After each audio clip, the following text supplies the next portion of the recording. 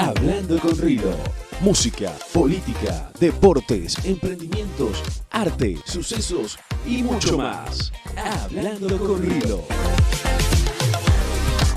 Hola a todos, hoy es jueves 5 de septiembre 2024 y esto es Hablando con Rilo. Hoy tenemos un invitado, un vecino acá de La Matanza, él es Walter Fernández. Bienvenido, Walter Javier Fernández. ¿Cómo te va, Rilo, tanto tiempo? Excelente, Walter. De hecho, nos conocimos en la Feria del Libro. Exactamente. En la Feria del Libro cuando se iba a presentar Javier Milei para firmar su libro Cómo vencer a la inflación. Sí, el anterior a este, que se presentó ahora, que ahora no lo pudo presentar. Que inclusive vos estabas en la cola conmigo. Eso era en plena campaña todavía, antes de ser presidente. Era diputado, digamos. Claro. Todavía no era candidato. Era candidato, pero no estaba firme, no se sabía qué iba a pasar. Estaba como en una nebulosa todavía. Había gente con muy poca fe en Javier Milei también en ese momento. Era como, quizás apoyaban más a Patricia Bullrich, quizás la expectativa estaba más en Patricia Bullrich, cosa que a mí me tocó fiscalizar en Vicente López para Patricia Bullrich en Las PASO y fue una sorpresa verlo a Milei primero. Bien, Walter, cuéntanos un poco para conocerte un poco más. ¿Quién es Walter Fernández? ¿A qué te dedicas? ¿En qué trabajas? ¿Y cómo llegas a involucrarte tan de lleno en la política? Porque sé que fuiste muy partícipe de la campaña de Patricia Bullrich, después incluso apoyaste mucho la fiscalización de Javier Milei. Así que cuéntanos un poco para conocer quién es Walter. Bueno, yo soy empleado público acá en La Matanza y bueno, empecé en política en el Partido Radical en el año 2009 cuando murió Raúl Alfonsín. Con el tiempo me di cuenta que los valores del radicalismo ya no coincidían conmigo porque se embanderaban con el aborto, con los pañuelos verdes. Yo estaba a las antípodas de todo eso y hubo alguien que me dijo, estas son nuestras banderas. Entonces dije, si estas son tus banderas, las mías no. Entonces me desafilié el partido de Radical, pasé al PRO, donde yo me considero un pro libertario, porque si bien todavía estoy con el sector de Patricia Bullrich, respaldo mucho a Javier Milei. Entonces empecé a participar en el PRO. Bueno, acompañé a Lalo Creus en la campaña intendente. Ahora estoy como una especie de mesa chica con él.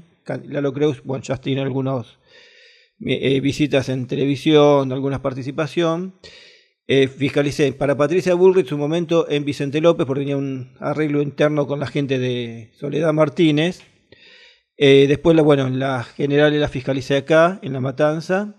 Y cuando terminaron las fiscalizaciones, que vimos que el balotaje iba a ser entre Sergio Massa y Javier Milei, dije, hoy mismo dije, apoyo a Javier Milei y lo voy a acompañar. Fiscalizamos llamé a una concejal de acá, Ana Barbetti, y empecé a apoyar, y me anoté para fiscalizar para Javier Milei, que fiscalizamos en una escuela de Villa Luzuriaga. Hubo un par de problemas con los peronistas ahí que en un momento me tuve que poner firme porque ya habíamos detectado algunas pequeñas trampas en la fiscalización. Te cuento una pequeña anécdota. Cuando detectamos que había boletas truchas, nosotros teníamos planeado entrar a cambiar las boletas cada una hora. Terminamos cada 10 minutos, cada 20 y terminamos cada 5 minutos entrando a cada escuela, a cada aula a cambiar las boletas. Donde detectamos el fraude, le dije a un compañero mío de Libertad Avanza, mira, vos controlá esta acá, yo con esta allá. A mí me habían detectado 3 boletas truchas de Milei, que eran las boletas de las PASOs. Yo la peleé, le dije, mira, Milei tenía 30 votos de diferencia de Sergio Massa, pero igual se la quería pelear. Eran 3 boletas, digo, que se recusen. Y me decían, pero mirá que te vas a tener que ir a La Plata. Me voy a La Plata. Me empezaron a discutir. En un momento, yo me levanto un poco la voz y trato de bajar el tono porque eran mujeres y me iban a denunciar. Entonces, para evitar ese problema, me quedo tranquilo, me quedo sentado como estoy ahora. Y viene uno de los peronistas y empieza a hablar y digo, mira, ¿me permitís? Pero le dije bien, de buena manera, sin enojarme nada. Dice, bueno, hablé. Cuando golpeé las medias así, me levanté, me salté la directora del colegio y dice, usted quédese ahí. Y el policía me decía, cálmate. Después me dice el policía, flaco, cálmate que ya ganamos, así que lo desligo. Entonces, es como que esas 3 boletas, dije, bueno, está bien, déjalas así porque ya habíamos 30 votos de diferencia. Ya había ganado Javier Milei, ya me estaban diciendo que había ganado Milei, entonces es como que no quería armar lío al cohete porque me iba a terminar perjudicando a mí. Pero bueno, y ahora terminé apoyando a Javier Milei en comunidad con Patricia Bullrich. Obviamente que es a quien todavía represento. Igual cada vez más hay menos asperezas entre Javier Milei y Patricia Bullrich. De hecho, me atrevería a decir que se están llevando bastante bien en las cosas. Incluso, viste que el peronismo, el kirchnerismo, siempre ha criticado el por qué Javier Milei trabaja o incluyó en su gabinete a Caputo y a Bullrich. Bien, sin embargo, hoy se les caen los argumentos porque Caputo y Bullrich vienen haciendo un buen trabajo. No hay nada que criticarles. Si te pones a buscar, bueno, pero ¿qué ha hecho Bullrich mal? No hay nada. ¿Qué ha hecho Caputo mal? Y está haciendo su trabajo. Están cumpliendo con su deber, con su función. Yo lo incluiría también a Petri, que fue la fórmula de Patricia Bullrich, que es radical inclusive. No, al contrario, vos fíjate que en Rosario hace un mes que no hay una muerte. O sea, era increíble porque hacía muchos años que uno de los temas más preocupantes en Rosario era el narcotráfico. Si bien todavía está, pero bajó muchísimo. No debería haber ninguna muerte nunca más directamente, pero bueno, es un gran avance. Yo creo que Patricia Bullrich y Milei siempre tuvieron muchas cosas en común y hubiera sido mejor, en vez de tantas peleas, no haber ido en una lista única, quizás. Y justamente es lo que veníamos hablando antes de comenzar la entrevista, que fue un problema en el PRO, bien, que hubieron muchas internas y terminaron por 3 bandos diferentes, lo cual los debilitó. Bien, capaz que si hubiesen hecho una unificación y todos apoyaban a Patricia, hoy tendríamos una Patricia presidenta. Creo que debían haber ocupado su tiempo cada uno. Quizás Larreta no debía haberse presentado. Tal vez Patricia tiene mucho más, como terminó con una imagen altísima, tendría más posibilidad de haber sido candidata a presidente, que inclusive pudo haber ganado. Por todos apostaban, teníamos la certeza que iba a ser Patricia o Massa en su momento lo que iban a ir al balotaje. Pero no, la sorpresa de Javier Milei fue contundente. Yo me acordé que estaba fiscalizando y me dice, ganó Javier Milei en las PASO, te decía. Y yo miraba, era de no creerse. Pero igual te cuento, yo en la Feria del Libro, el año que estuvo Javier, que nos encontramos, yo me había hecho muy amigo de Nicolás Casanseud, que fue el corresponsal de Guerra en Malvinas. Y un momento estaba Milei hablando en Infobae y él me dice, él va a ser el próximo presidente, me dice. Yo lo vi como, bueno, puede ser, pero terminó siendo Milei. Claro, creo que hoy me parece la fórmula perfecta, Milei y Patricia Bullrich. Quizás el día de mañana, no sé, hasta podrían compartir una fórmula presidencial ambos, uno como presidente y el otro como vice. Interesante. Igual ahora está pasando, que está siendo muy criticado, que hay divisiones entre La Libertad Avanza. Hay internas, hay peleas, hay roces, que si una diputada esto, que si el otro esto, y entonces es como que mientras que la oposición está unida en contra de Milei, el mismo oficialismo se está dividiendo internamente. Totalmente de acuerdo. Yo creo que no es momento para peleas ahora, ni internas ni externas, y al menos los trapitos limpiarlos en la casa, adentro de casa. Es como que vos te discutas con tu señora, hacelo acá adentro, no en la calle que te ven todos los vecinos. O sea, y nos debilitan a nosotros. Ahora que habrá que aprovechar la situación de verlos débiles a ellos, que se están autodestruyendo, no va a ser lo mismo nosotros. Pero creo que eso fue un problema de los armados que hubo post elecciones. O sea, hay gente que para llenar listas se metieron gente que no tendría que haber estado nunca. Y hoy están haciendo papeles que no corresponden, como ir con los patitos en la cabeza. Yo hice un TikTok al respecto. Yo, por ejemplo, cuando voy al Congreso voy de traje, no voy a ir con una remera así o con campera, voy de traje porque corresponde al lugar, no hay con patitos en la cabeza. Eso parece una estupidez, pero debilita muchísimo. Y tapa lo bueno que está haciendo Milei. O sea, yo, por ejemplo, te estaba comentando que, por ejemplo, estoy pagando créditos y me están dando facilidades gracias a que no hay inflación. Si hubiera inflación, yo no tendría tendría inconveniente en pagarlos, porque te cobran intereses sobre intereses y hasta puedo hacer más cuotas y puedo refinanciar deudas, cosa que antes no se podía. Y eso es bueno que se está tapando por las payasadas que están haciendo dentro de la interna. Y a veces hacer esas críticas no es malo, es constructivo. Porque si vos, por ejemplo, le decís ves que tu hijo se porta mal y no le pones los límites, dices, mira, pero yo a mi hijo lo quiero, está bien, pero si no le pones los límites es peor para él. Entonces uno cuando hace esas críticas es para construir el partido. Hay una frase de un libro de Arturo Pérez Reverter que se llama Ala Triste, que el capitán Diego Ala Triste era un mercenario que estaba al mote de capitán, Y hay una frase de él que dice, de los útiles y los... ay, pero me trabó. De los útiles tengo el cementerio lleno. O sea, un capitán necesita un combate, alguien que combata, no alguien que le chupe las medias. De fieles y de útiles tengo el cementerio lleno, es la frase. No necesitas fieles, necesitas tipos que sean útiles. O sea, a mí no me sirve como dirigente tener un tipo que me es fiel al alcahuete. Necesito un tipo que me sepa combatir. Caso de Patricia Bullrich, caso de Tauto Caputo, Petri, Petrovero, son gente que sirven muchísimo. Franco, pero después hay gente que no sirve, porque no sienten experiencias políticas. No fueron ni siquiera militantes, algunos ni siquiera fueron militantes. Otros fueron, como caso de Diarrito, militantes de otros espacios, que para llenarse metió junto tierra y escombro, y eso es lo que hay que sacar de a poco. Viste que hay figuras como Carolina Píparo, que estuvo muy cerca de Javier Milei, estuvo en la lista, de hecho fue candidata para la provincia, y luego que Javier Milei gana, es como que no obtuvo nada y se enojan. Y entonces empiezan a actuar de manera enojada y hoy en día vemos como que ya no tienen ningún tipo de aparición o participación política, lo cual nos da a entender que capaz los intereses originales no eran realmente genuinos de luchar y ayudar al pueblo, sino que capaz habían intereses individuales. También tenemos a personas que estuvieron para diputados, que por ejemplo la periodista, ahora no me acuerdo, que de la nada salió de ser periodista y era candidata a diputada y después es diputada, pero no se presentaba en las bancas. Y ese tipo de cosas que presentaron esas irregularidades dentro de la Libertad Avanza, que hoy en día muchos dicen, bueno, pero capaz no es momento de una crítica para la Libertad Avanza. Yo considero que siempre que uno observe cosas negativas, es momento de criticarlas. Es momento de decir, mira, esto está mal, esto está bien. De hecho, en un momento yo me enteré por fuentes internas que había entre asesores el mismo curro que pasaba con el peronismo y el kirchnerismo. Un asesor que te decía, no sé, era el asesor de un diputado y te decían, bueno, vas a recibir 600.000 pesos, pero de esos 600.000 pesos que te vamos a dar a vos en blanco, vos le vas a dar a fulano 300.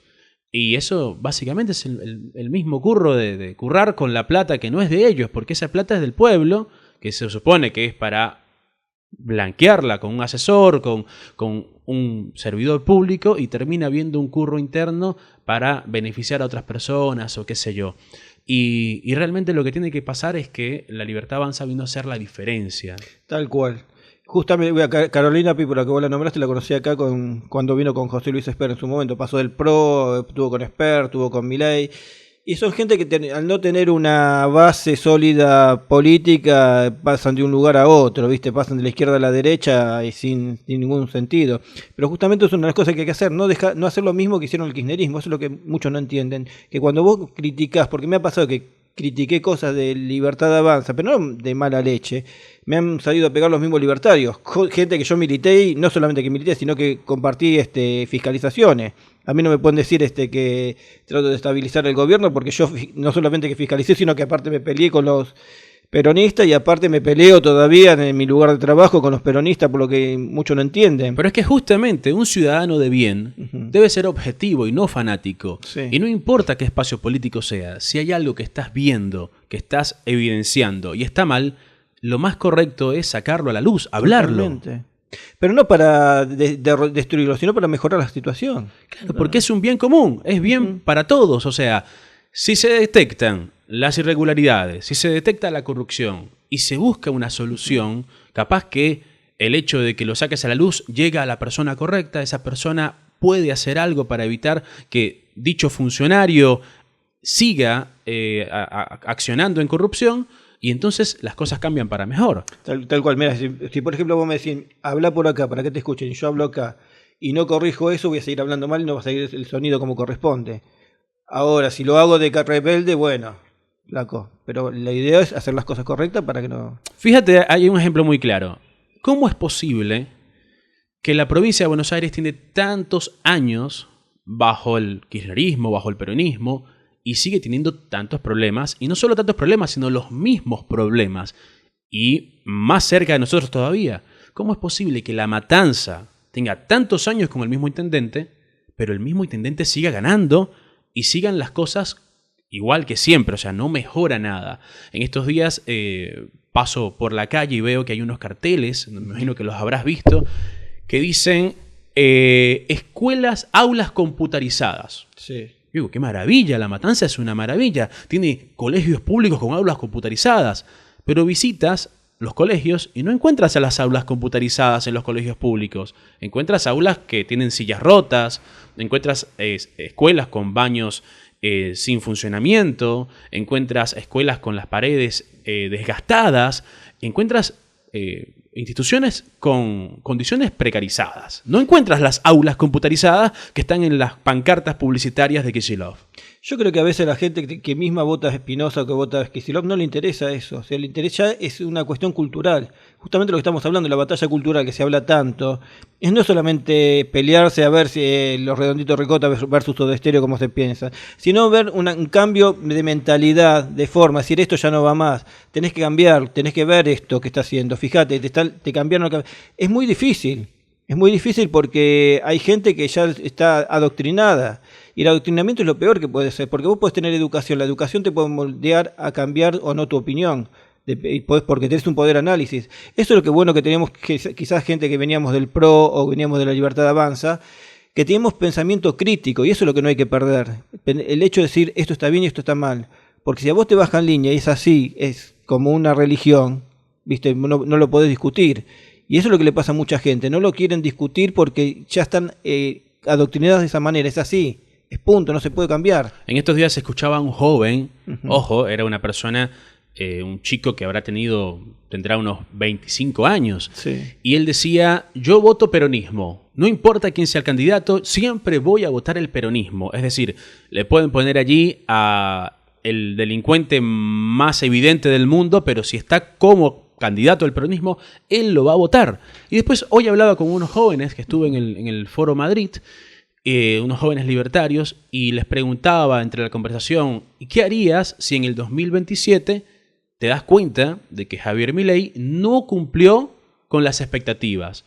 No venció la inflación, no dolarizó el país, no cerró el Banco Central y no consiguió el déficit cero. Por ejemplo, que son los pilares de la campaña claro. que hizo Javier Milei, por la cual muchísimos lo votaron. Estoy casi seguro que 14 millones de argentinos lo votaron por parte de esas cuatro principales pilares, esos 4 principales pilares de su campaña. ¿Qué pasa si no logra cumplir eso en el 2027? Y lo que me respondieron sin pensarlo 2 veces es, no lo votamos más, no lo apoyamos un día más. ¿Por qué? Porque son personas con una convicción diferente y con una exigencia política diferente que esperan un cambio y esperan que las cosas mejoren. Y que si no mejoran, entonces no es por allí. Bueno, imagínate lo que vos me decías, era la pelea que yo tenía con mi tía que falleció, que ella era peronista y le ponías excremento, no voy a decir la palabra exacta, y con la cara de Perón y Evita te votaba eso.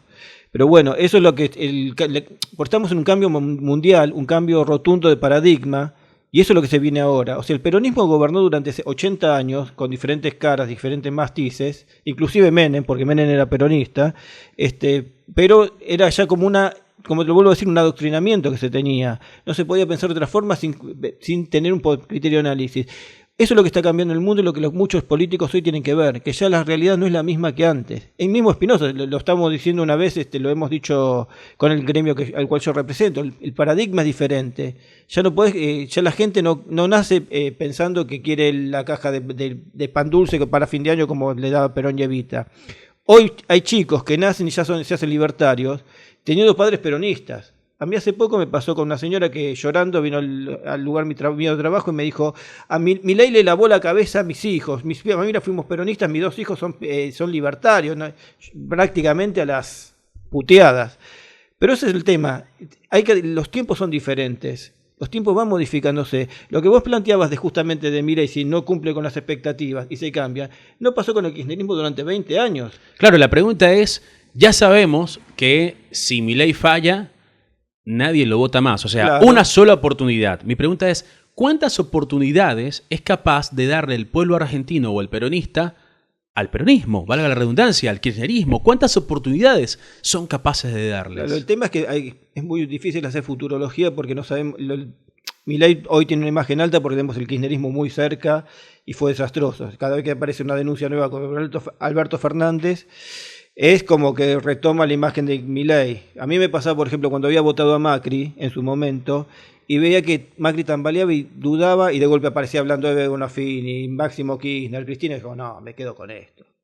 A Milei está con esto. Hoy le está pasando esto a Milei, y más fuerte todavía, aún más potente que lo que era con Macri.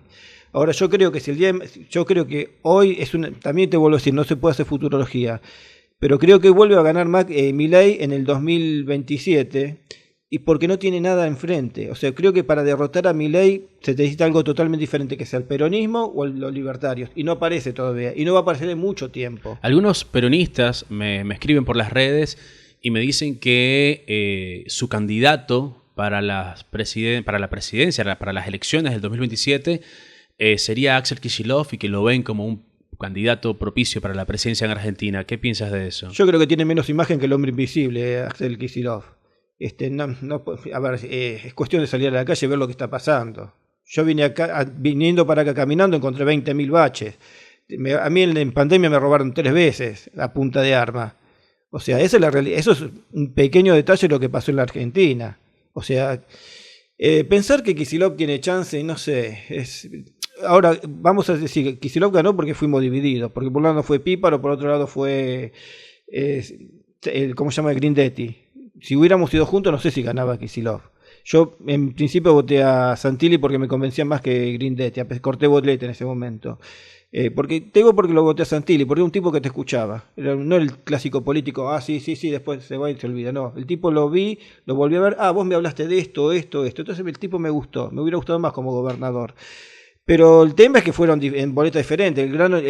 Yo te diría que el 50% de la provincia de Buenos Aires no lo quiere a Kicillof. Y creo que hay gente que lo votó por inercia. Lo que pasa es que justamente al haber esa división, básicamente le sirvieron la gobernación en bandeja de plata a Kicillof. Tal cual. Se la pusieron fácil. Es así. Porque, ¿qué pasa? A este no lo conozco, este tampoco, este tiene mala fama, y me quedo con el que está antes de...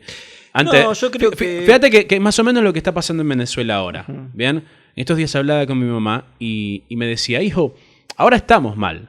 Bien, Venezuela está mal, eso es innegable. Pero el venezolano, como ya ha pasado por tanto, se reinventa y encuentra la manera de, entre lo negativo, buscar una solución y encontrar de alguna manera la comodidad, a pesar de que hay gente que la está viendo muy mal. ¿Bien? Uh-huh. Pero, ¿qué pasaría, por ejemplo, si solo por sacar a Maduro, que hay que sacarlo, votas al que se postule? Por ejemplo, no sé si supiste que Edmundo González Urrutia y María Corina Machado estaban de la mano con la colectividad LGBT. Uh-huh. Entonces, ¿de qué estamos hablando? ¿Es algo mejor o vamos de Guatemala a Guatepeor? ¿Bien? Porque si va a ganar un candidato y lo que va a hacer es transformar todo Venezuela en un circo de la comunidad LGBT, y prefería el comunismo del siglo XXI. No sé. Es complicado. Yo creo que sería un paso. Yo no creo que Corina Machado y Edmundo Urrutia sean algo fijo, pero quizás sea un paso, un cambio más drástico. Pero sí hay que salir de una dictadura. Porque lo que tiene que pasar en Venezuela es lo siguiente. Primeramente, derrocar la dictadura. ¿Bien? Sí. Una vez que se derroque la dictadura, convocar a elecciones con diferentes opciones fuera de la dictadura. Entonces ahí vas a ver una bandeja de posibilidades, un abanico de posibilidades donde va a estar esta persona joven, este nuevo, una cara nueva.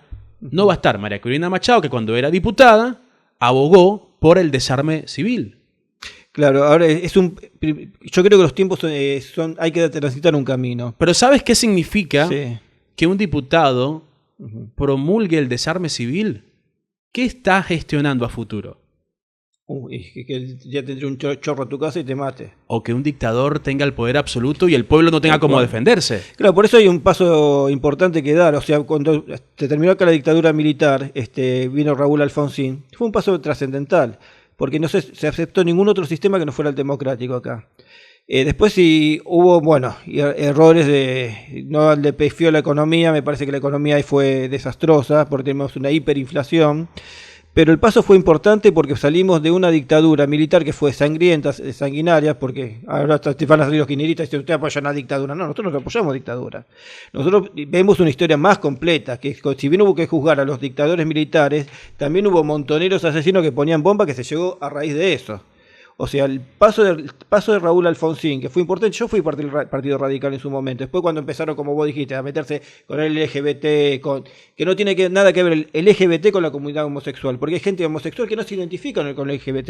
El LGBT es una comunidad reaccionaria. Es un movimiento político. Es un movimiento político y reaccionario. Con intereses particulares. Claro, o sea, tenemos que ser todos gays. Hay mucha gente que es homosexual y no tiene nada que ver con eso y, de hecho... Dicen, no lo apoyo en lo absoluto. Bueno, tenés a Álvaro Sicarelli, por ejemplo, que exactamente. Es libertario también. Porque saben que simplemente son personas que están siguiendo una agenda perversa que no tiene nada que ver con las preferencias sexuales de un individuo. Es destructiva. Es lo mismo, a ver, la misma discriminación que hacíamos nosotros, yo no, porque bueno, los heterosexuales a los homosexuales, la hacen ellos al revés. A la heterosexualidad.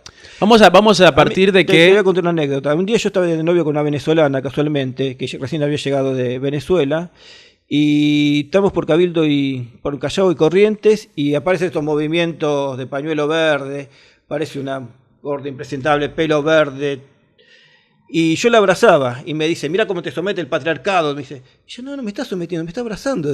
No entendía nada de lo que era eso. No, pero me está abrazando, a mí me gusta. Y dice, no, te está sometiendo el patriarcado. O sea, todo ese discurso es lo tétrico, lo malo, lo destructivo. Porque son personas que tienen un trauma, y ese trauma individual lo quieren trasladar a toda la sociedad. Tal cual. Bien, entonces, por ese mismo trauma quieren dañar todo. En un momento... Vamos a entender que hubo una persecución y una discriminación con las personas homosexuales, ¿bien? Porque teníamos una sociedad más conservadora al extremo. Entonces, entendamos que está bien proliferar el respeto.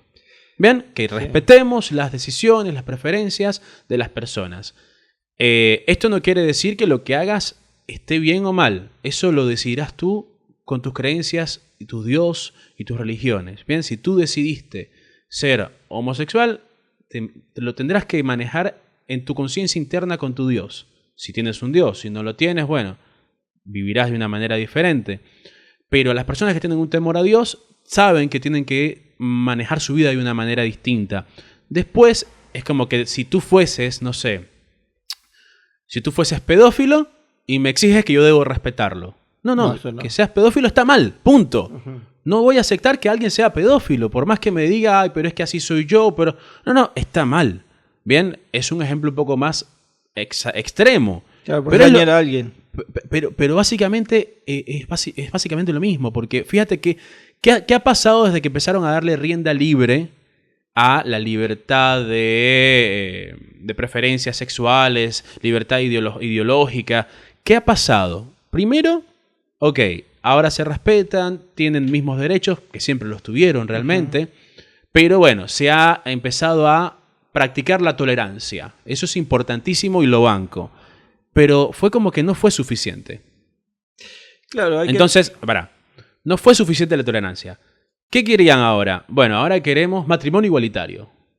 Bien, a pesar de que estadísticamente la mayoría de los matrimonios igualitarios terminan en separaciones prontas, no duran mucho, ¿bien? Porque te les preguntas y dicen, no, lo hice para probar. Y realmente el matrimonio es un sacramento, es una decisión ante un Dios, es algo religioso, es algo espiritual. Después también hay una parte legal. Pero cuando vos te casas, no te casas para probar. Te casas porque estás convencido, tienes una convicción de que esa es la persona con la que quieres estar el resto de tu vida. No es un ensayo y error, sino quédate de novio. Bueno, ¿querían el matrimonio igualitario? Se les dio. Pero ahora, ¿qué pasó en México? Matrimonio legal con menores. Es básicamente legalizar la pedofilia. Exactamente. Pero con la excusa de antiguas tribus. ¿Bien? Antiguas tribus indígenas que hay que respetar la historia y todo esto. ¿Qué pasa si mezclas entonces matrimonio igualitario con matrimonio legal con menores? Y tienes pedofilia indiscriminada, legalizada. Es un desastre. Entonces, allí fue cuando en algún momento había que haber puesto un freno. Claro, a ver, sería retroceder directamente, porque fíjate, en el antiguo Egipto los faraones se casaban con la hermana, ese sería incesto. Justamente también hay que corregir, porque el tema matrimonio viene de la palabra matriz, de formación para una nueva vida. Está bien, ponele otro nombre, pero puede ser hasta simbólico ese tema. Y por otro lado, nadie se casa para después separarse a los 2 años. O sea, si uno se casa es para estar convencido de que con esta persona hay que pasar el resto de su vida. Hoy no pasa directamente. Igualmente, muy bien lo que acabas de decirme. No puede existir un matrimonio si no va a existir una matriz para darnos una nueva vida. Es que viene matriz, matrimonio de matriz, de formación, justamente al principio de una familia. Eso es lo que significa matrimonio. Está bien, pero bueno, pongámosle que es una palabra simbólica, entre paréntesis. O podríamos ponerle unión. Total, a ver, decir matrimonio, decir unión entre dos parejas es lo mismo, no cambia. Es una cuestión formal. Pero sí creo que lo del LGBT, yo creo que me acuerdo de Fernando Peña en su momento, un comediante, locutor muy conocido, no sé si lo llegaste a conocer o a hablar de él. Él en un momento cuando empezó a abrir todo este tema de la apertura a los homosexuales en la televisión, que nadie se los perseguía, había un sector que empezaban a decir, este es homofóbico, este es otro, y él dijo, córtenla porque yo me voy a poner en contra de ustedes, dijo. En los años 80 había un músico que se llama Federico Moura, un músico de una banda de rock que se llama Virus, y él en su momento, temas de su sexualidad no lo hablaba. Ahora apareció hay un libro que lo escribió el hermano Marcelo Moura que explicó por qué. Porque era tabú, era un tema que si bien vos podías dudar, pero nunca tenías la certeza. Hoy se blanquea, es un gran avance. Pero quieren llevarlo, lo que creo que los movimientos como LGBT, quiero llevarlo al extremo, a combatir al heterosexual. Al que piensa diferente. Claro, al que piensa diferente. El que piensa diferente está mal. Entonces discriminan. Y si una persona es homofóbica, tenés que dejarla. ¿Qué vas a hacer? ¿La vas a cambiar a los golpes? No vas a poder. Yo no soy homofóbico, estoy en contra de la homofobia, pero si una persona piensa así, es así porque hay alguna razón. Bueno, tenés que educarlo para que esa persona no sea así. Como el tipo que es racista. Vos no lo podés cambiar diciéndole querer a los negros. Tenés que buscar la forma, ya sea, no sé si por la psicología o por la educación, para que esa persona se encamine a esa forma. Pero la forma que lo están haciendo tan radical me parece atroz. Igual es una manera errada de llamarlo homofobia, porque la homofobia, si lo evalúas etimológicamente, es una palabra que habla de una fobia a los homosexuales. Las fobias son incontrolables. Cuando tienes una fobia a una araña, tienes aracnofobia, no lo puedes controlar. No es que te puedo decir, bueno, deja de tener aracnofobia. No, vas a seguir teniendo porque es incontrolable. Es algo involuntario, ¿bien?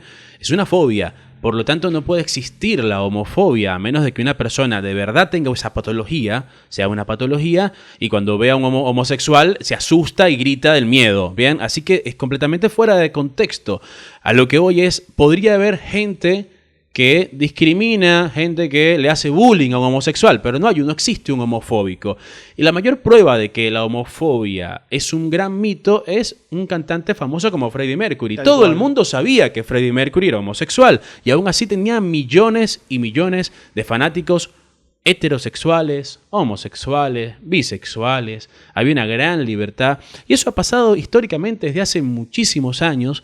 Y no te voy a negar que deben haber excepciones y deben haber personas pelotudas, como siempre hay, porque la pelotudez no discrimina. Deben haber un par de personas pelotudas en el mundo que actuaron mal en contra de un homosexual por su condición homosexual y entonces de allí nace, hay una sociedad homofóbica. No, capaz que fueron unos cuantos y de allí generalizaron para crear un movimiento y para crear un juicio a todo aquel que piense diferente.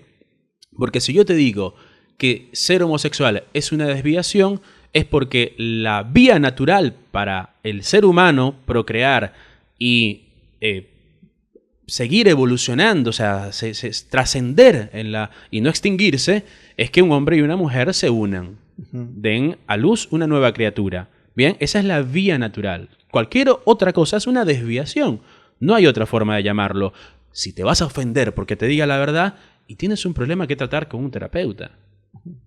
Tal cual, o sea, a ver, siempre va a haber un sector que que no acepta al otro diferente, y bueno, pero la idea es convivir con esa persona que piensa diferente, porque, a ver, vos hablaste del bullying, yo sufrí bullying cuando era adolescente, porque era tímido, porque era introvertido, o sea, yo la personalidad que tengo ahora no la tenía. Y ahí es cuando hay que trabajar el principio de la tolerancia y el respeto. Pero hay que también trabajar uno mismo para no ser resentido en la vida. Porque también yo veo en determinados sectores, como es el feminismo, no el feminismo, sino el feminismo al extremo como están llevando, o los movimientos del odio. O sea, yo pude superar mi bullying no teniendo resentimiento hacia el otro. Fortaleciendo tu propia mente. Porque también el otro fueron educados de esa forma. Vos tenés que ser el macho, el piola, y el otro es el gil, el tímido, hay que matarlo. Bueno, uno va fortaleciendo esa situación. Y bueno, pero no con el odio, no tratando de destruirlo al otro. Mira, flaco, acá te equivocaste, es decirle. O demostrarlo. Yo al menos trato de educar así a mis sobrinos. Yo no tengo hijos, pero a mis sobrinos trato de enseñarles de esa manera, que respeten al otro, porque también el otro también sufre. Yo sé que a los homosexuales también quizás en su momento habrán sufrido su persecución, porque también pensan que los padres no lo querían. Hubo casos de padres que los desheredaron o los echaban de la casa. Eso es horrible. Es una cosa que sinceramente me apena por esta gente.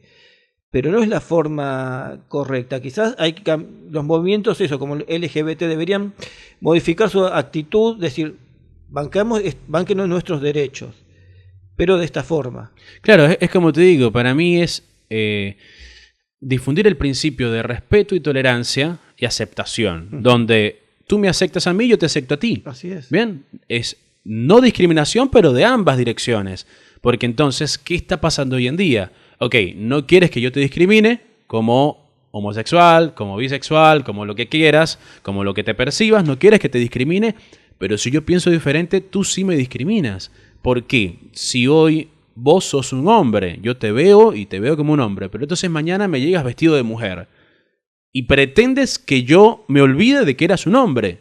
No, para mí vas a ser el mismo hombre vestido de mujer.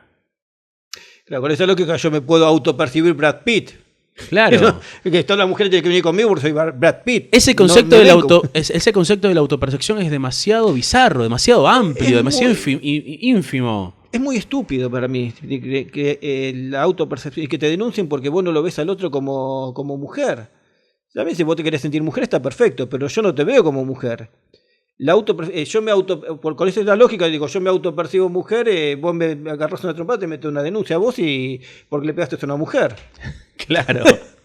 Bueno, pero el caso extremo es que hubieron personas que cometieron un delito y a la hora de ser juzgados y tener que pagar con prisión, en ese momento ese hombre se autopercibe mujer y terminó yendo a una cárcel de mujeres donde después abusó, violó y mató a mujeres. Pero fíjate que contradictorio, porque la que mataron a este chiquito Lucio, una de las chicas se autopercibía hombre, ¿por qué no la mandaron a una cárcel de hombres? Claro, si se autopercibía hombre. Se autopercibía hombre, ¿por qué no la mandaron a una cárcel de hombre? Interesante. Cabe destacar que ese fallo de que le hayan dado a Lucio a la madre también fue una irresponsabilidad justamente por toda esta ideología de género y esas leyes absurdas que sin pruebas y sin argumentos daban la guardia custodia a la madre sin evaluar el contexto. Eso es justamente el problema de la politización de la justicia, porque la justicia no puede actuar como político. O sea, el problema también tenemos en este país que se actuaron mucho como políticos. Entonces, ¿qué pasa? Metés una feminista con ciertas ideologías a defender a dos lesbianas y bueno, no va a ser tan justa, porque justamente la palabra jueza viene de justicia. Ahí no hubo justicia directamente. Vos tenés que ver todo el contexto más allá de tus ideas. Si querés respetar a las lesbianas me parece perfecto, pero no como tu rol de funcionaria pública. Eso es como el ejemplo de Nicolás Maduro, que mandó a revisar los resultados de las elecciones con el Tribunal Supremo de Justicia, que labura para él, que lo tiene a todos en su bolsillo. Claro. Todos son nómina de la dictadura y ellos son los que van a verificar. Claro, la famosa frase de mi amigo el juez. Claro. Es terrible. Walter, sí. ¿Cuántos años tienes en La Matanza? Viviendo en La Matanza. Viviendo en La Matanza desde los 8 años. Yo nací en Bajo Flores, viví un tiempito en Mataderos, después vine a los 8 años a vivir acá. Y desde que tienes conciencia, porque capaz a los 8 años no te acuerdas de todo, pero desde que ya tienes, viste, que te acuerdas, que estás consciente de los problemas, de ver, mira, esto está mal, esto puede mejorar, ¿cuál ha sido el problema más antiguo de La Matanza? Fue variando porque imagínate, de los 8 años hasta ahora cambiaron, el contexto fue totalmente diferente. O sea, imagínate que yo cuando venía a los 8 años acá fue en el año 80. Estaban todavía las dictaduras militar, no había tanta inseguridad. Llegando a la democracia, la idea era otra y de a poco se fue deteriorando. Y fue paulatino. El tema de la inseguridad, el tema de los deterioro en la salud, en la educación, fue paulatino. Es que de un golpe porrazo hizo tac y se destruyó todo. Un día te asaltaban, te robaban en tu casa. Otro día te agarraron en la esquina y te manoteaban la cartera. Otro día te agarraron con un revólver. Al otro día te mataban directamente. Fue muy paulatino. Tema salud, bueno, fue deteriorándose. Creo que a partir de la pandemia empezó a haber un decaimiento bastante fuerte porque no se desinvirtió bastante en salud. De hecho, los empleados públicos están muy mal pagos y los médicos también, y estamos expuestos a diferentes situaciones. Hace poco a una médica de mi laburo la agredió un psiquiátrico adentro de la guardia, estaba ahora con una venda.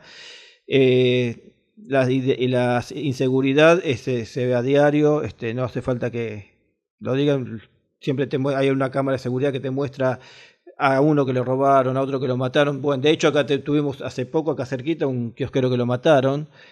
Tuvimos también el caso de los colectiveros, siempre matan a un colectivero. Cosa que a mí no me pasaba cuando estaba en Vicente López haciendo campaña, porque vos hablabas con la gente de Vicente López, ¿cuál es tu problema? Pero no te das cuenta que el árbol ahí me está tapando el cartel, te decía, no, mirá, se me levanta. Pero nadie te habló de seguridad. Yo venía y decía, pero decime, no puede ser, esto es Dubái. Porque yo vengo de un lugar donde te matan un colectivero, te matan un kiosquero, te asaltan todos los días. A mí me asaltaron 3 veces. Eso te lo digo hecho a uno que murió acá, de un concejal que murió en una reunión que tuvimos con los delegados. 3 veces me robaron. Y acá se están preocupados porque la rama del árbol te tapa el cartel del colectivo. O sea, por eso mismo no hubo un momento determinado que uno dice... pasó, fue de a poco el deterioro. Y actualmente, hoy, en 2024, ¿cuáles son los principales problemas que puedes destacar de La Matanza? Y creo que la educación es importante, porque es la base de todo. O sea, no tener una base educativa, vos podés moldear a la gente como querés. O sea, vos podés decirme la inseguridad, sí, pero si vos tenés un tipo que no razona porque tiene una educación mala, bueno, está bien, no importa, a todo el mundo te va a robar. Vos no tenés una buena educación, vas a un lugar, no entendés que las cosas no funcionan así porque no te da el razonamiento necesario intelectual para hacerlo y va a seguir deteriorándose. La misma inseguridad puede ser un hecho de falta de educación, porque vos ¿qué alternativa? Yo no quiero defender a los delincuentes, pero ¿qué alternativa le das a ese pibe que no tuvo estudio, no tuvo una educación como la gente, no siquiera ir a una universidad, porque no hace falta ser un erudito, un profesional para tener educación? Uno lee un libro. Yo ahora, por ejemplo, venía en mi libro, estaba leyendo un libro sobre Jack el Destripador, pero bueno, uno, aunque tiene esa facilidad de la literatura, ¿qué puedes pretender? ¿Qué futuro le puedes dar a esa persona? Más metiéndose en un contexto que viven en una villa donde están todos rodeados de armas, donde hay droga, donde hay delincuencia, y no los puede sacar a ese lugar. El tipo va a seguir ese ejemplo porque su visión es esa. Ahora, no todo se justifica, porque el delincuente sabe qué es bueno y qué es malo.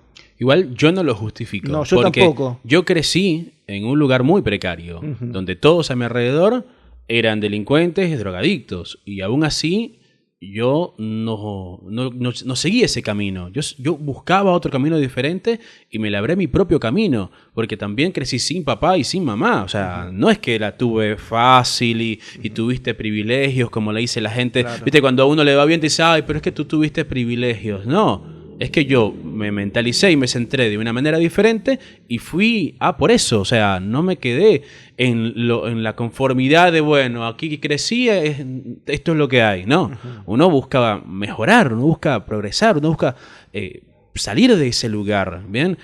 Y después, dentro de tu función como servidor público, como empleado público, ¿cuáles son las principales carencias que puedes detectar dentro del sistema de empleados públicos? Y el bajo salario y quizás la precarización laboral que se está teniendo ahora en día. Yo soy personal de planta. Yo cuando entré a trabajar al hospital, entré porque mi tía era la directora ahí, era hereditaria. De a poco esos temas fueron saliendo y bueno, se fueron metiendo contratados, tercerizados, planta política, y eso deterioró mucho la carrera municipal y eso lo está deteriorando bastante la calidad de servicio, no de servicio público, sí de carrera como síndico municipal. A mí me quedan 8 años para jubilarme, un poquito menos, hace 33 que estoy laburando casi. Pero el deterioro fue también paulatino. Nosotros éramos una municipalidad bien paga, ahora no. Y eso genera déficit. Y con respecto a esto que está sucediendo ahora, porque Javier Milei, como lo dijo en su campaña, vino a reducir el Estado. Bien, cerró ministerios, cerró secretarías, cerró muchos lugares donde se consideraba que no se hacía una función primordial o que eso se podía centrar o derivar a otro ministerio. Por ejemplo, el Ministerio de Capital Humano abarcó varias funciones de varios ministerios y hubo mucho empleado público que quedó desempleado. Pero entonces, como lo dice siempre Javier Milei y se ha dicho también históricamente en Argentina, están los populares ñoquis. ¿Existen realmente los ñoquis? ¿Están allí? ¿Son muchos? ¿Son pocos? ¿Por qué hay ñoquis si hay trabajadores honestos? Entonces debería haber una denuncia. Mira, si yo estoy trabajando bien, ¿cómo voy a permitir que este venga nada más a cobrar o a cumplir horario? ¿Qué pasa allí realmente? Bueno, el término ñoqui, como sabrás, viene del término ñoqui de los 29, porque iban los 29 a cobrar. Viene de hace muchos años, inclusive antes que yo entrara a trabajar en la municipalidad, desde que yo era chico. Ahora, como te imaginarás, en esa época, nosotros cuando empezábamos a cobrar, al principio lo hacíamos nos daban la plata en una caja, en el centro almacenero, cobramos nosotros, nos daban el recibo, íbamos a retirar el sueldo ahí, nos daban una bolsita. Ahí veías a todos los ñoquis. O sea, como no lo conozco a ningún lado. Hoy con el tema de la bancarización, ya a los ñoquis no los conocés. El tipo que se levanta temprano a laburar, como es mi caso, que me levanto a las 5 de la mañana a veces, y llego, no sé quiénes son ñoquis o no. El ñoqui es invisible. Que no los conocés porque no van nunca, ni siquiera lo vas a ver en la cola del banco. Antes por lo menos llegabas un día y encontrabas una cola que daba la vuelta a la manzana. Y decías, bueno, no los conocemos. Claro, al que ves hoy en día es porque va y labura a tu lado. Claro. Está allí, está laburando, entonces el que está no es un ñoqui. No. El ñoqui no lo puedes identificar porque no va. No va y no lo conoces directamente. Ni lo conoces ni sabes quién es. Ni siquiera hay una forma de denunciarlo. Como puede haber, pero yo tampoco puedo decirlo porque tampoco al no saber quién es, cómo están conformados los estatutos de cada lugar, es un poco difícil de ubicarlos. Claro, no, me parece que incluso se escapa de las manos porque allí la responsabilidad recae justamente de los líderes. Los líderes que no hicieron nombramientos, que pusieron sueldos, como se descubrió ahora con Alberto Fernández, que tenía a un montón de chicas, justamente todas muy lindas, delgadas, con porte de modelo, en cargos muy importantes con grandes salarios. Uh-huh. Y entonces ahí es cuando tú dices, bueno, ¿y estas personas realmente cumplían la función que corresponde o solo estaba el cargo por nombramiento y el cheque a fin de mes? Claro, esas cosas se detectan a través de un registro de las personas que van a trabajar, pero bueno, el común denominador de la gente dice que yo no tengo acceso a esa información, ¿viste? Porque tendría que estar en personal, pero directamente no los conoces. Sí, creo que se necesita gente para trabajar en los lugares públicos, como al menos no me toca a mí en La Matanza. Algunas cosas que ha reducido mi ley están perfectas, ¿viste? Pero imagínate que yo estoy en un hospital, médicos se necesitan siempre, enfermeras también, administrativos también. O sea, es muy difícil reducir de ese lado. Habría que ver dónde se reduce y por qué se reduce. Y en los ñoquis hay que echarlo, pero no cabe ni ninguna duda. Porque me están cagando a mí también. Claro, pero por ejemplo uno de los mayores ejemplos de ñoquis que daba Javier Milei siempre fue el Ministerio de la Mujer, porque se crea un Ministerio de la Mujer para proteger a la mujer, pero las estadísticas de femicidios aumentan desde la creación del Ministerio de la Mujer. Yo que siempre pensé que el Ministerio de la Mujer fue una payasada. Te enseñaban a hacer corte y confección y te hacían chorizo con una chica. ¿Para qué querías un ministerio así? Eso era un ministerio inútil directamente. Esas cosas también que se recorten. Por más que a mucho le duela, también se cortan los curros. Cuando se cortan los curros ya alguno va a tirar la bronca directamente. Como el INADI. El INADI era para denunciar y que tenías una mujer, que tenías a alguien que te denunciaba porque vos trataste a otro de negro y le tenías que decir no blanco. Inclusive hice un TikTok al respecto. Cuando fui a ver Black Adams, por ejemplo, decía no puede ser negro, yo decía. Y negreaba a la mucama. que inclusive el mismo Ricardo Arjona la cargó. Decía, que maltrata a las mujeres. Dice, ¿quién? La negrita, la gordita esa que trataba mal a la mucama. Le decía el mismo Ricardo Arjona. No tiene lógica. No, totalmente. Bueno, en estos días pasó algo, creo que fue en España, pasó algo similar, que una persona fue presa por llamar gorda a una gorda. Uh-huh. Entonces más o menos estaba pasando eso con el INADI. O sea, querían que se desvirtuara la realidad. Entendamos nuevamente el principio de respeto y tolerancia, es importantísimo, pero bueno, hay cosas que me parece que se fueron a los extremos. Claro, a ver, yo nunca... hay cosas que uno debe tener a veces con tacto, ¿viste? Porque una cosa es decir las cosas de frente, otra cosa es ofender. Hay gente que le decís gordo y se puede sentir molesto. A mí yo, por ejemplo, cuando tenía panza me decían gordo y me deprimía directamente. Es una cosa común. Entonces, una cosa es decir, bueno, te fuiste al carajo por lo que dijiste, otra cosa es meterlo preso porque uno se puede equivocar también. No, bueno, pero es que lamentablemente, si bien hay que respetar y tolerar, estamos en un mundo libre. Si vamos a llevar preso a cada persona que te hable mal, ¿en qué mundo estamos viviendo? Tal cual, no. Es una locura. Mismo. Una cosa es el respeto, otra cosa es la estupidez humana. Claro, porque entonces están los que se autoofenden. Uh-huh. Vean, fíjate que ahora con esto de las percepciones, autopercepciones, por allí hay un hombre disfrazado de la mujer y tú le dices señor y se ofende. Claro, vos fíjate una cosa, la palabra te dice autopercepción, como yo me autopercibo. Es tuyo. Yo me veo mujer, ahora el otro no me ve mujer a mí. Claro. Y no tiene obligación tampoco. Aunque sea mujer, ella es mujer. Yo no la veo como mujer porque no la percibo.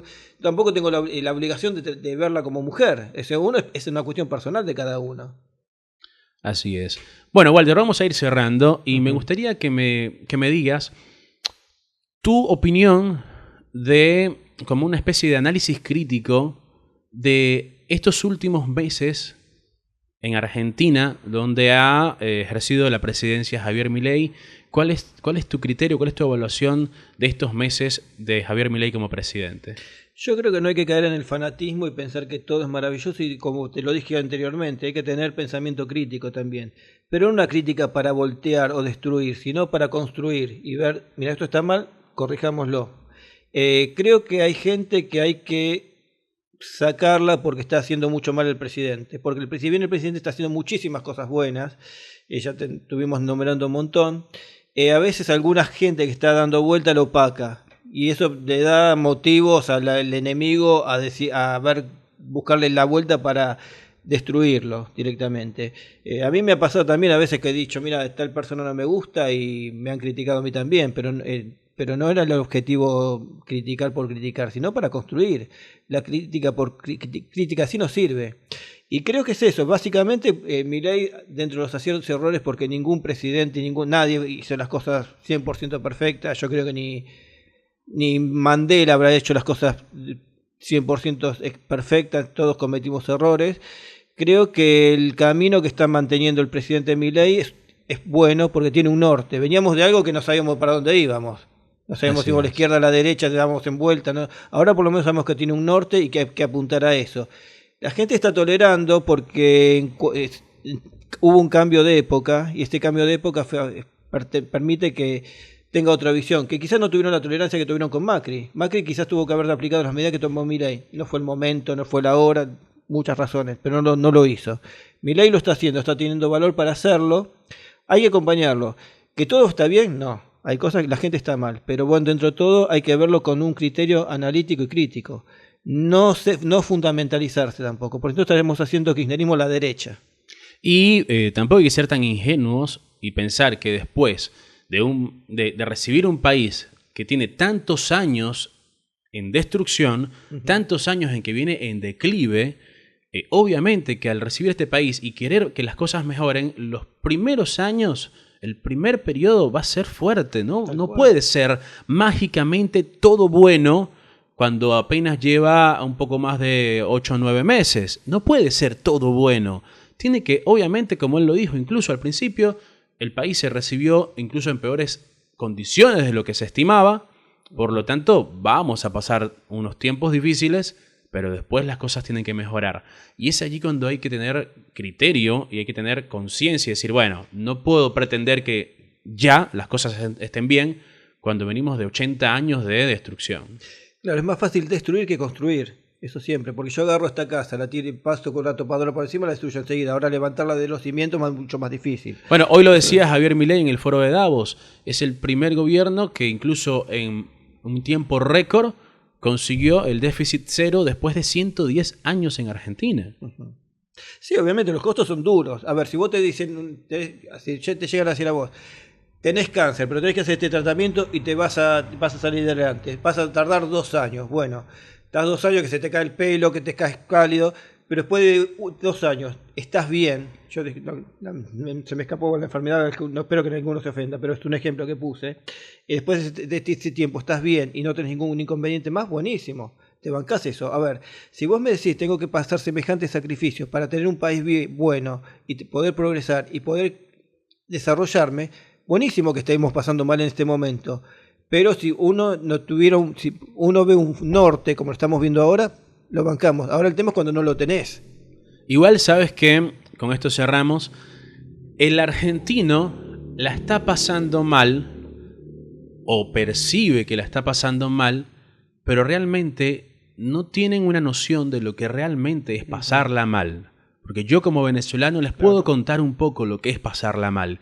Así que yo le digo al argentino, estén tranquilos. Las cosas están mucho mejor de lo que deberían estar a pesar de todo el desastre que antecede a los gobiernos argentinos. Y yo considero que van por buen camino y que las cosas van a mejorar cada día más. Totalmente, yo tengo esperanza en eso. O sea, la gente votó un cambio, votó algo totalmente diferente a lo que se estaba haciendo. Ahora todo lo que vino atrás colapsó directamente. Ya ni siquiera podemos decir van a tener chances. Colapsó, se destruyó totalmente. Ahora hay un camino nuevo. Por eso digo, son nuevos los tiempos, nueva alternativa de vida y hay que aprovecharla directamente. Excelente. Bueno, Walter, háblanos un poco de tu canal de YouTube, bien, y tu introducción a ese mundo de los youtubers para también ir cerrando con la entrevista. Bueno, yo soy periodista hace 26 años, me dediqué mucho a la cultura, a la música, después empecé a hacer política, así que mi canal es Walter Javier Fernández.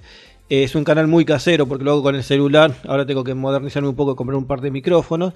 Pero bueno, básicamente es cultura, notas a músicos y alguna nota a algún político. Y tengo el TikTok, que es como una especie de complemento, cosas más cortitas. No gasté un canal de YouTube para algo tan corto, que también es Walter Javier Fernández.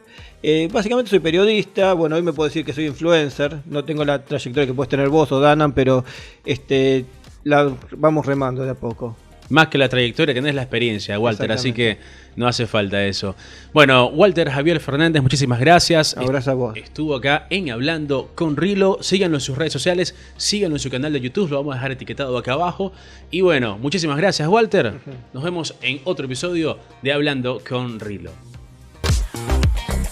Esto fue Hablando con Rilo. Nos despedimos hasta la próxima ocasión. Hablando con